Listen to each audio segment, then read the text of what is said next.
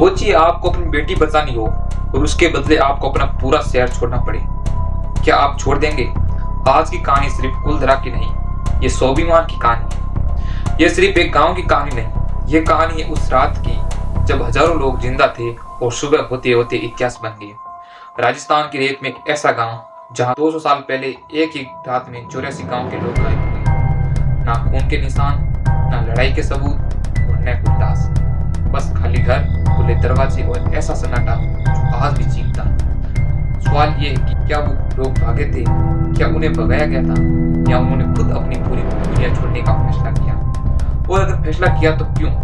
कहते हैं ये गांव शापित है, कहते हैं सूर्यास्त के बाद वहां रुकना मना है, कहते हैं रात में फुसफुसाहट सुनाई देती है। लेकिन मैं आपसे पूछता हूँ, सच में भूत इतने ताकतवर होते हैं या फिर सत्ता का अहंकार? आज हम परत दर परत उस रहस्य को खोलेंगे। इतिहास क्या कहता है, लोक कथाएं क्या कहती है, और सच इन दोनों के बीच कहाँ छिपा है? लेकिन ध्यान रखिए, इस कहानी में असली डर अंधेरे में नहीं, असली डर उस फैसले में है जहाँ एक समाज ने झुकने से बेहतर मिट जाना चुना। वीडियो अंत तक देखिए, क्योंकि शुरुआत आपको झुकाएगी, बीच का रास्ता आपको बेचैन करेगा और अंत में आपको फैसला लेना होगा, कुलधरा शापित था या किसी के हवस ने उसे वीरान बनाया। चलते हैं उस रात की तरफ जिसकी सुबह आज तक नहीं हुई। आगे बढ़ने से पहले हमारी आपसे गुजारिश है, दगला न्यूज को सब्सक्राइब कीजिए ताकि ऐसे ही न्यू अपडेट आप तक आते रहें। हम बात कर रहे हैं राजस्थान के जैसलमेर से करीब 18 किलोमीटर दूर बसे उस वीरान गांव की। नाम है कुलधरा। आज ये जगह भारत के सबसे रहस्यमयी और कथित तौर पर भूतिया गांव में गिनी जाती है। लेकिन सवाल ये है, क्या सच में यहाँ भूत बसते हैं या फिर यहाँ बसता है स्वाभिमान? इतिहास के पन्ने पलटते हैं। कहानी शुरू होती है 13वीं सदी के आसपास, जब पाली क्षेत्र से आए पालीवाल ब्राह्मणों ने इस गांव को बसाया। रेगिस्तान की बंजर जमीन पर उन्होंने ऐसी जल प्रबंधन तकनीकी विकसित की जिसे खड़ीर कहा गया। बारिश की हर बूंद को रोकना, उसे खेतों तक पहुंचाना, रेगिस्तान में सोना उगाना, ये कोई चमत्कार नहीं था, ये था विज्ञान। कुलधरा सिर्फ एक गांव नहीं था, लोक कथाओं के अनुसार ये 84 गांव का केंद्र था। समृद्धि थी, अनुशासन था, वास्तुकला का ज्ञान था। घर ऐसे बने थे कि 45 डिग्री की गर्मी में भी अंदर ठंडक रहती थी। लेकिन समृद्धि अक्सर सत्ता की नजर में खटकती है। 19वीं सदी की शुरुआत जैसलमेर रियासत राजा नाम का था, असली ताकत दीवान के हाथ में था, सलीम सिंह। इतिहास और लोक कथाएं उसे क्रूर, अहंकारी और अयस बताती है। टैक्स इतने कि लोग टूट जाए और फिर उसकी नजर पड़ी कुलधरा के मुखिया की बेटी पर। सवाल, क्या ये प्रेम था या फिर सत्ता की सनक? कहा जाता है कि उसने फरमान भेजा, पूर्णिमा तक लड़की महल पहुंच जानी चाहिए, वरना सेना भेज जाएगी और गांव जला दिया जाएगा। अब सोचिए, एक तरफ हजारों लोगों की जान, दूसरी तरफ एक बेटी की इज्जत। क्या किया जाए? गांव में सन्नाटा, हर घर में डर, लेकिन डर से बड़ा था स्वाभिमान। पूर्णिमा से एक रात पहले मंदिर के प्रांगण में पंचायत बैठी। 84 गांव के प्रतिनिधि इकट्ठा हुए। सवाल रखा गया, झुक जाए या मर जाए? और तब एक तीसरा रास्ता चुना गया, त्याग। सोचिए, आप वहां होते तो क्या करते? कमेंट सेक्शन में जरूर बताएं। मुखिया ने कहा, यह बेटी सिर्फ मेरी नहीं, हम सबकी है।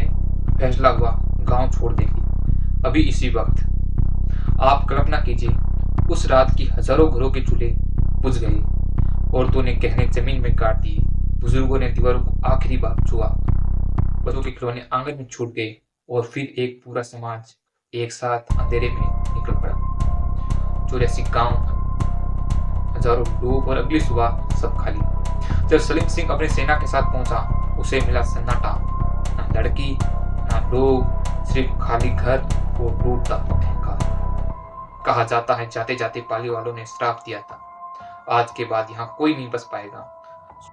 क्या ये सच में श्राप था? कुछ इतिहासकार कहते हैं भारी टैक्स और पानी की कमी वजह थी, कुछ रिसर्च भूकंप की ओर इशारा करती है, लेकिन तर्क भी सवालों से भरा। अगर पानी की कमी थी तो लोग धीरे धीरे जाते, रातों रात नहीं जाते। अगर आर्थिक संकट था तो घर खुले छोड़कर क्यों जाते, वापस आने की उम्मीद क्यों नहीं रखते? ऐसा लगता है जैसे उन्हें पता था अब लौटना नहीं। वक्त बीतता गया, 100 साल, 200 साल। आज भारतीय पुरातत्व सर्वेक्षण इसकी देखरेख करता है। दिन में पर्यटक आते हैं, फोटो लेते हैं और वास्तुकला की तारीफ करते हैं, लेकिन सूरज ढलते ही गेट बंद। रात में रुकना मना है। क्यों? 2013 में दिल्ली की एक पैरानॉर्मल टीम यहाँ रुकी। का दावा था, रात में तापमान अचानक गिरा, अजीब आवाजें आई, रिकॉर्डिंग में फुसफुसाहट सुनाई दी, यहाँ से चले जाओ, साबित कुछ नहीं हुआ, लेकिन सवाल फिर खड़ा हुआ। डर दीवारों में है या हमारे दिमाग में? और एक और सवाल, सलीम सिंह का क्या हुआ? लोक कथाएं कहती है उसका अंत अच्छा नहीं हुआ। रियासत की अर्थव्यवस्था टूट गई। जिस समृद्धि पर टैक्स लगता था वो चली गई। उसकी हवेली आज भी जैसलमेर में खड़ी है, लेकिन वो घमंड मिट्टी में मिल गया। तो क्या कुलदरा शापित है? आप मुझसे पूछे तो हाँ, लेकिन वो श्राप किसी चुड़ैल का नहीं। वो श्राप है टूटे हुए स्वाभिमान का, टूटे हुए दिलों का। असल डर भूत नहीं होते हैं, असल डर वो सता होती है जो जब अहंकार में अंधी हो जाए पूरी बस्ती उजाड़ देती है। कुलदरा हमें डराता है क्योंकि वो याद दिलाता है अगर एक समाज अपनी इज्जत बचाने के लिए खुद को मिटा सकता है, दूसरा का अहंकार कितना खतरनाक हो सकता है। अब फैसला आपका, ज्यादा डरावना क्या है? 200 साल पुराना कथित श्राप या फिर आज भी जिंदा अहंकार? ये थी कुलदरा की कहानी, एक गांव जो उजड़ा जरूर लेकिन झुका नहीं। अब सवाल ये है कि वहां भूत है या नहीं। सवाल ये है कि क्या हम इतिहास से कुछ सीखते हैं? एक पूरी बस्ती ने अपनी इज्जत के लिए अपना सब कुछ छोड़ दिया, घर, जमीन, दौलत, लेकिन समझौता नहीं किया।